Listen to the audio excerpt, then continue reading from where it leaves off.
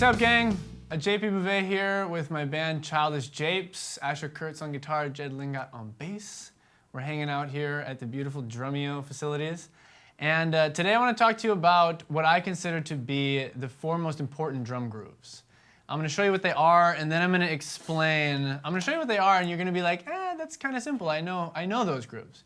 But then I'm going to explain how far these go, and then we're going to demonstrate some examples with the band so you can see the reason that they're so important to be super comfortable with. The first one is an 8th note groove, which I'm sure all of you have played because it's usually the first thing we learn. So we're just going to think about the hands right now. We've got 1 and 2 and 3 and 4 and...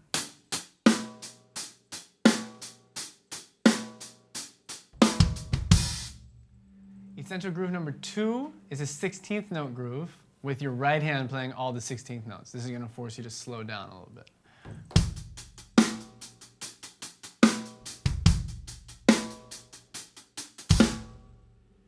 Essential groove number 3 is 6/8 straight time. So now you're thinking 1 and 2 and 3 and 4 and 5 and 6 and 1, 2, 3. Snare drums on 4.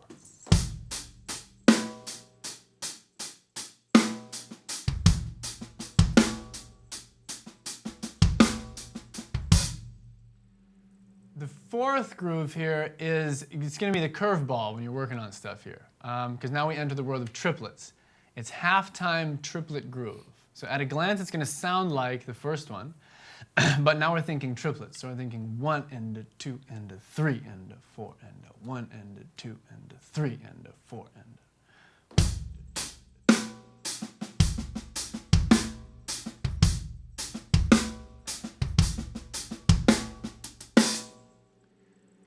So why do I consider these grooves so important, right? They seem fairly simple, but a better way to think about this is that each one is a groove setting.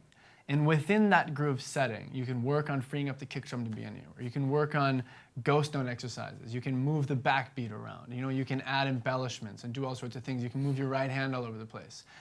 So there's infinite possibilities within each of these 4 important essential grooves. And the reason I consider them sort of essential in a sense is that in my drumming career so far, pretty much everything I've been asked to play, I mean, you could safely say like 98% of it fits into one of those 4 categories that I just described. So even things that might come to mind, they're like, well, what about 7/8? But 7/8 is just the first example minus a beat. So if you can get a wide array of vocabulary within each of those, then whether you're jamming or you're writing or you're performing a solo or you're just playing by yourself, you're not going to hit a lot of roadblocks, right? So if you've done all those at various tempos, you're going to be pretty comfortable in most musical situations. So I want to emphasize the usefulness of these grooves for a moment in a jamming context, because this band, Childish Japes, we write a lot of our music based on jamming and sitting together either one-on-one or as a trio, and we either bring ideas to the table or we just start making stuff up on the spot.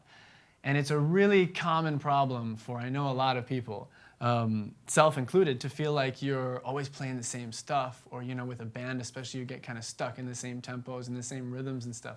So just being aware of these 4 different types of grooves will be a really easy first step to push you and your band into new territory that you might have never actually explored before, or at least, you explore far, far less frequently. So I'm just going to run through these different types of grooves and see what it inspires in the band. And we have no plan here. This is all just going to be made up on the spot. But that just goes to speak for how different how different of ideas that it's gonna inspire in these guys' minds, as well as in my own drumming. So let's do it. 8th note groove first.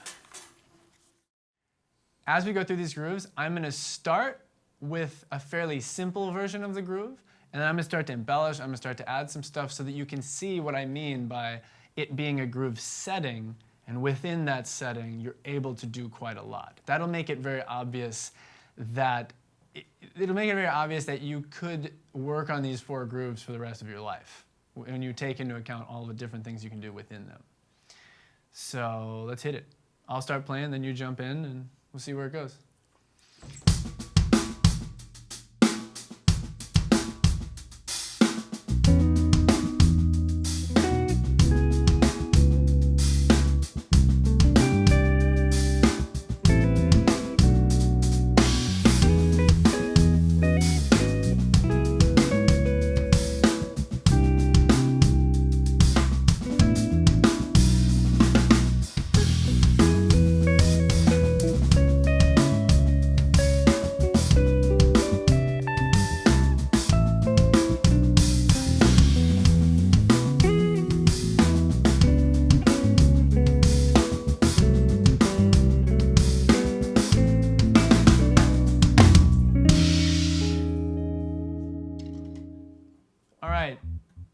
Groove number 2 is 16th note groove.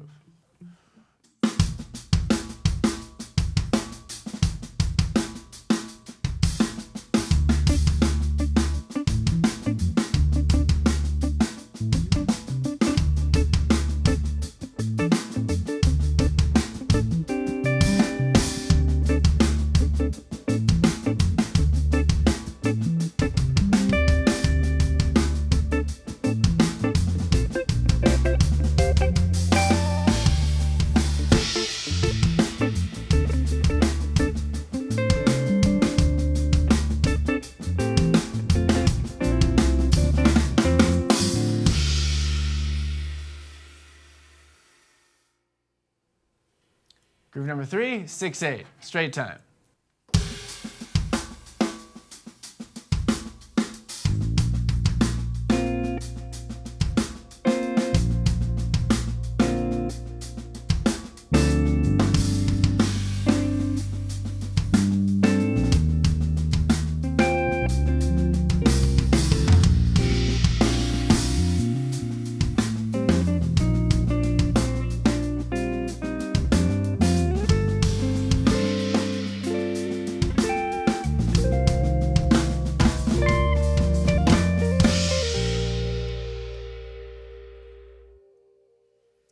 Groove number 4, triplet halftime.